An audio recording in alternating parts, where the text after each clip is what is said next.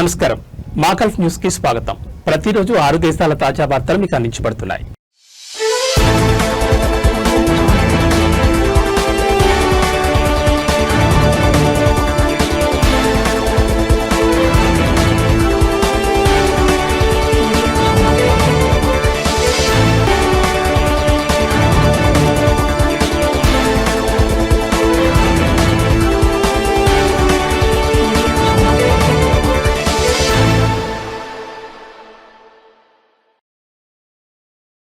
Saudi అరేబియాలో అవినీతి ఆరోపణలు ఎదుర్కొంటున్న అనేక మంది ప్రభుత్వ ఉద్యోగులను అధికారులు అరెస్ట్ చేశారు. వారిపై వచ్చిన అవినీతి ఆరోపణలపై దర్యాప్తు జరిపిన తర్వాత నిందితులపై చట్టపరమైన చర్యలు తీసుకున్నట్లు అవినీతి నిరోధక అథారిటీ నజాహా తెలిపింది.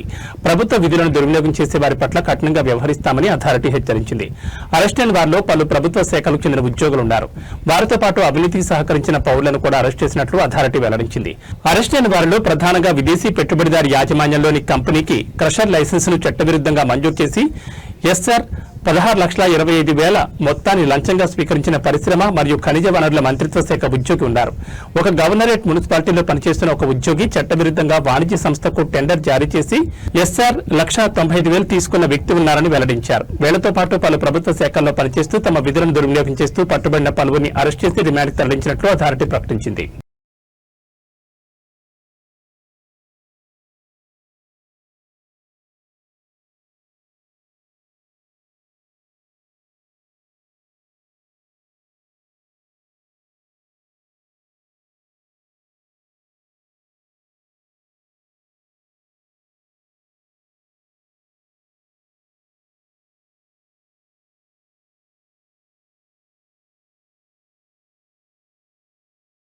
జూన్ 2025 చివరి నాటికి కువైట్ లో డొమెస్టిక్ వర్కర్స్ మినహా మొత్తం కార్మికుల సంఖ్య 2.229 మిలియన్లకు చేరుకుంది. ఈ మేరకు తాజా లేబర్ మార్కెట్ డేటా వెల్లడించింది. వీరిలో 1.78 మిలియన్ల మంది ప్రవాసులుండగా 4,48,900 మంది కువైట్ పౌరులున్నారు. కువైట్ లేబర్ మార్కెట్ లో భారతీయ జాతీయులు అగ్రస్థానంలో ఉన్నారు. మొత్తం వర్క్ ఫోర్స్ లో 25.9% శాతానికి సమానమైన 5,78,240 మంది కార్మికులున్నారు. గత ఏడాదితో పోలిస్తే 4,375 మంది కొత్తగా వచ్చేరారు. ఇక ఈజిప్షియన్లు 4,69,370 మంది కార్మికులతో రెండవ స్థానంలో ఉండగా కువైట్ పౌరులు 4,48,900 మంది కార్మికులతో మూడవ స్థానంలో ఉన్నారు. కువైట్ వర్కర్లలో 73.1% మంది ప్రభుత్వ రంగంలో పనిచేస్తున్నారు. వీరి సంఖ్య 3,27,967 ఉంది. ఇక 10.2% మంది 10.2% మంది అనగా 45,860 మంది కువైట్ పౌరులు ప్రైవేట్ రంగంలో పనిచేస్తున్నారు. కువైట్ పౌరుల సగటు నెలవారీ జీతం కేడీ 1,571కి చేరుకుంది. ప్రభుత్వ ఉద్యోగులు నెలకు సగటున కేడీ 1,605 సంపాదించగా ప్రైవేట్ రంగంలో ఉన్నవారు కేడీ 1,401 సంపాదించారు.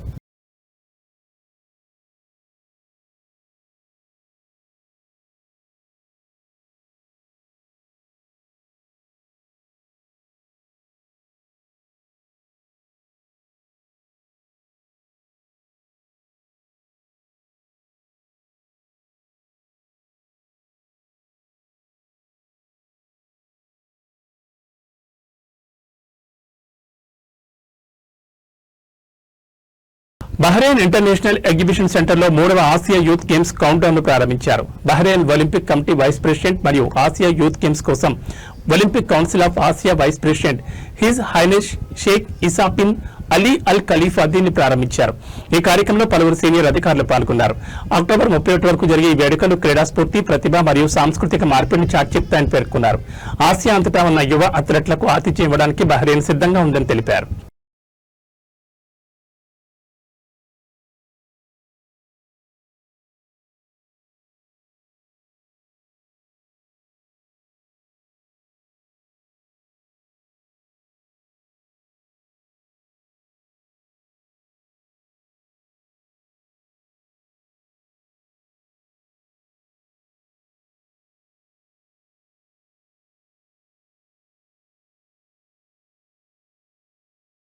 ఒమన్ సుల్తానేట్లో 2024లో గుండె సంబంధిత వ్యాధులకు సంబంధించిన వైద్య పరికరాల దిగుమతులు 56.8% పెరిగాయి. గత ఏడాది ఓఎంఆర్ 3.3 మిలియన్ల దిగుమతులు కాగా ఈ ఏడాది ఓఎంఆర్ 5.2 మిలియన్లకు చేరుకున్నాయని National Centre for Statistics and Information విడుదల చేసిన నివేదిక తెలిపింది. ఈ దిగుమతులు గుండె సంబంధ వ్యాధులకు రోగ నిర్ధారణ మరియు చికిత్స సామర్థ్యాన్ని బలోపేతం చేస్తాయని పేర్కొంది. దిగుమతుల్లో అధికంగా దిగుమతుల్లో అధికంగా ఎలక్ట్రోకార్డియోగ్రాఫ్లు, కార్డియాక్ ఫేజ్ మేకర్లు మరియు వైద్య అనలైజ్ ఎక్స్రే పరికరాలు ఉన్నాయి. జీవన నాణ్యత మరియు ఆరోగ్య సంరక్షణ ప్రమాణాలను మెరుగుపరచడానికి ఉమెన్ విజన్ 2040 లక్ష్యాలకు అనుగుణంగా ఆరోగ్య సంరక్షణ సేవలను మెరుగుపరుస్తున్నారని నివేదిక తెలిపింది.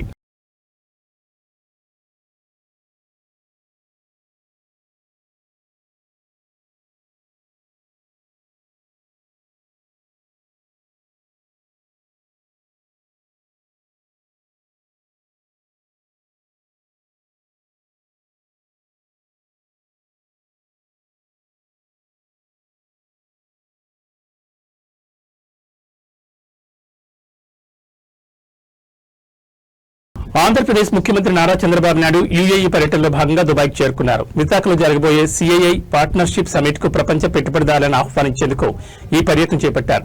దుబాయ్ విమానాశ్రయంలో ఏపీఎన్ఆర్టీఎస్ ప్రతినిధులు, టీడీపీ కార్యకర్తలు, Maagulf chief editor Srikanth, Lemon Studio MD Ramesh Tumar, Radhakrishna Ravi, Mukku Tulasi Kumar, Jafar Ali, doctor Ravikumar Vemuru, Buchiram Prasad తదితరులు ఘన స్వాగతం పలికారు.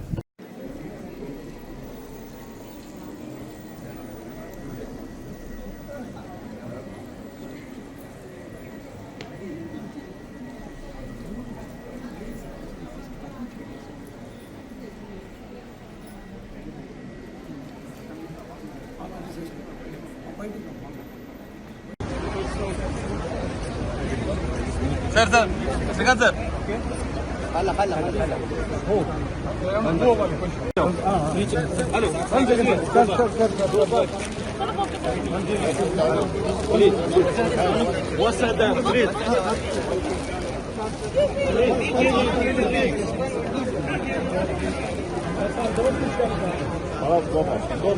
Go back.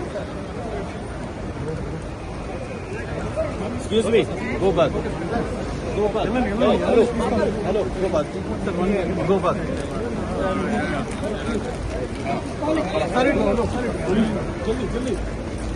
Please.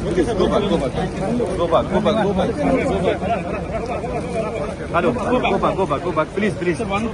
Old Doha port interchange ను తాత్కాలికంగా మూసివేస్తున్నట్లు పబ్లిక్ వర్క్స్ అథారిటీ ప్రకటించింది. దీంతో పాటు షార్క్ ఇంటర్చేంజ్ నుండి ఇస్లామిక్ మ్యూజియం ఇంటర్చేంజ్ వరకు అల్ దఫ్నా వైపు ఉన్న కార్నిచ్ స్ట్రీట్ లో కూడా ట్రాఫిక్ ఆంక్షలు అమల్లో ఉంటాయన్నారు. అక్టోబర్ 24 తెల్లవారుజాము 2 గంటల నుంచి అక్టోబర్ 25 ఉదయం 7 గంటల వరకు నిర్వహణ పనులను నిర్వహించడానికి వీలుగా ఆంక్షలు అమల్లో ఉంటాయన్నారు. ఈ సమయాల్లో ట్రాఫిక్ ను మళ్లిస్తారని, వాహనదారులు ప్రత్యామ్నాయ మార్గాలను వినియోగించుకుని తమ గమ్యస్థానానికి వెళ్లాలని కోరింది.